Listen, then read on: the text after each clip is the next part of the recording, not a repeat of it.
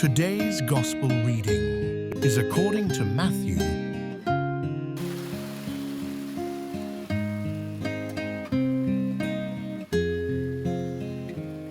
Peter approached Jesus and asked him, "Lord, if my brother sins against me, how often must I forgive him? As many as 7 times?" Jesus answered, "I say to you, not 7 times, but 77 times.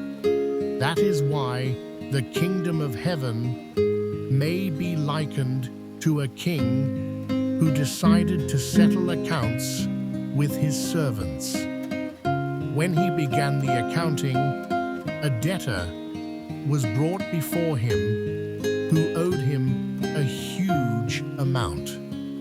Since he had no way of paying it back, his master ordered him to be sold, along with his wife, his children, and all his property, in payment of the debt.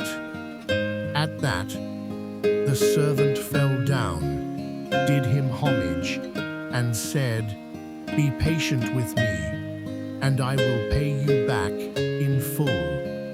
Moved with compassion, the master of that servant let him go and forgave him the loan. When that servant had left, he found one of his fellow servants who owed him a much smaller amount. He seized him and started to choke him, demanding, 'Pay back what you owe.' Falling to his knees, his fellow servant begged him, 'Be patient with me, and I will pay you back.' But he refused. Instead, he had the fellow servant put in prison until he paid back the debt. Now when his fellow servants saw what had happened, they were deeply disturbed and went to their master and reported the whole affair. His master summoned him and said to him, 'You wicked servant, I forgave you your entire debt because you begged me to.